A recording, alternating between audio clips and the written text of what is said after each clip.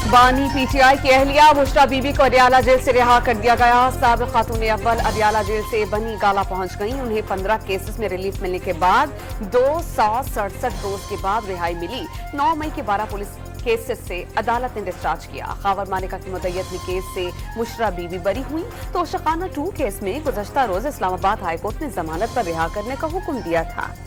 Barrister Gauhar का बुशरा बीबी को दोबारा गिरफ्तार न करने की उम्मीद का इजहार। डील के बदले बुशरा बीबी की रिहाई की खबरों को मुस्तरद कर दिया।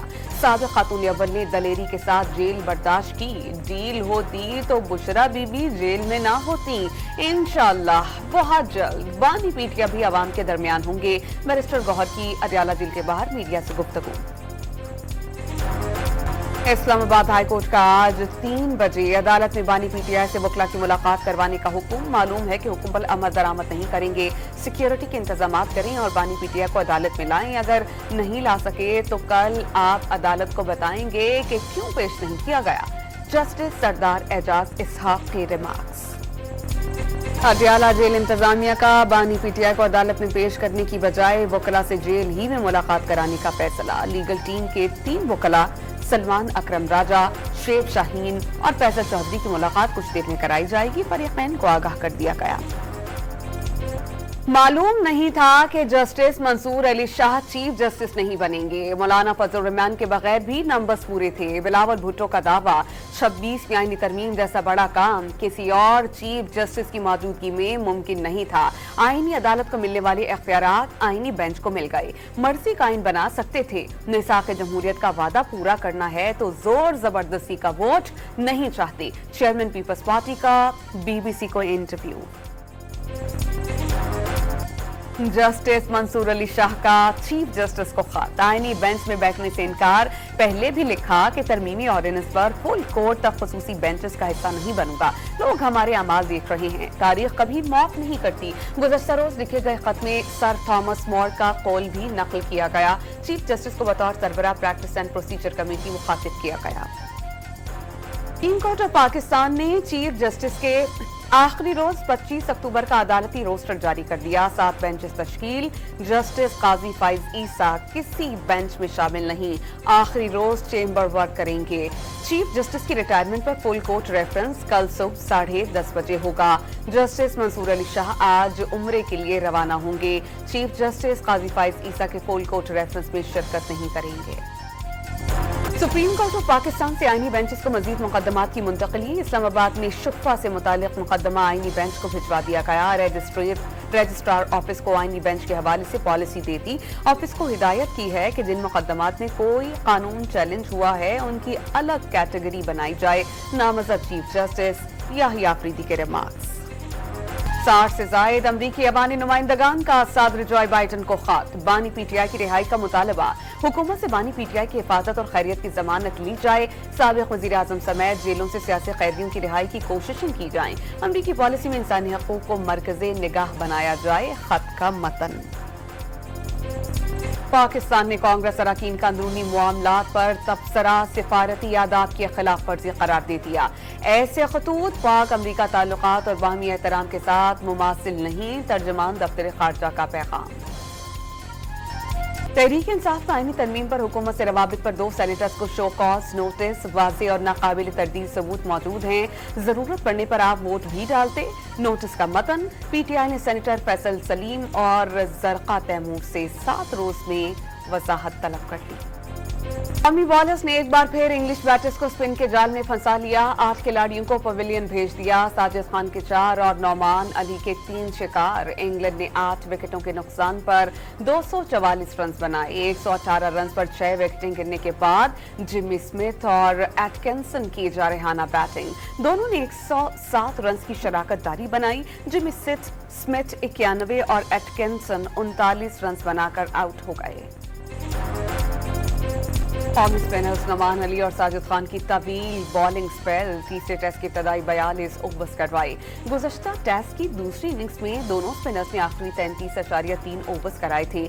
मजमूई तौर पर 75.3 ओवर्स के बाद पाकिस्तान ने बॉलिंग तब्दील की। दोनों बॉलर्स 2 टेस्ट में अब तक 26 विकेटें ले चुके हैं।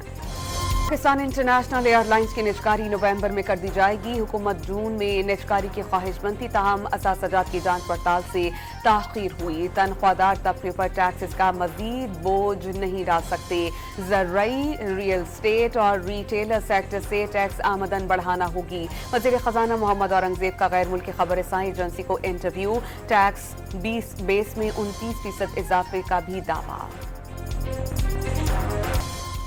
पाकिस्तान को एशियाई तरक्याती बैंक से 4 साल के दौरान 2 अरब 75 करोड़ डॉलर्स मिलने का इम्कान। रवा माली साल 80 करोड़ और अगले साल 65 करोड़ डॉलर्स मिलने की तवक्को। 2027 और 28 में भी 65 करोड़ डॉलर्स मिलेंगे। इस्लामी तिजारती कॉरपोरेशन को पाकिस्तान को 3 साल में 3 अरब डॉलर्स की कमोडिटी फाइनेंसिंग फराहम करने का ऐलान। फौरी तौर पर 269 मिलियन डॉलर्स की बराह रास्त फाइनेंसिंग की जाएगी। वज़ीर ख़जाना मोहम्मद औरंगज़ेब की वाशिंगटन में अमरीकी और UAE के मालियाती वज़रा और आलमी बैंक्स के सरबराहान से मुलाकातें। पाकिस्तान स्टॉक मार्केट में नई तारीख रकम कारोबार के दौरान 100 इंडेक्स 88,000 पॉइंट्स की तारीखी सतह को अबूर कर गया।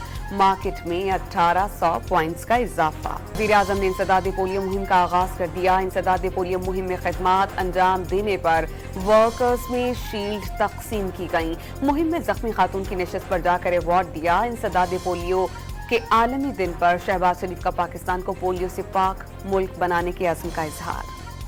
सिक्योरिटी फोर्सेस का बाजौड़ में ऑपरेशन। 9 फितनल ख्वारिज मारे गए, 2 खुदकुश बमबार और 1 हाई वैल्यू टारगेट भी शामिल। भारी मकदार में धमाका ख़िज़ मवाद और असलहा बरामद। लकी मरवत में अमन कमेटी ने खारजी दहशतगर्द के ठिकाने को आग लगा दी। दहशतगर्दों का सहूलतकार मारा गया। आर्मी चीफ का पाक फ़ज़ाइया के कसीरुल मुल्की मश्क इंडस्ट्रियल 2024 का मुशाहिदा। फ़ज़ाई जंगी तैयारियों अपग्रेडेशन प्रोग्राम्स पर इज़हार इत्मीनान किया गया।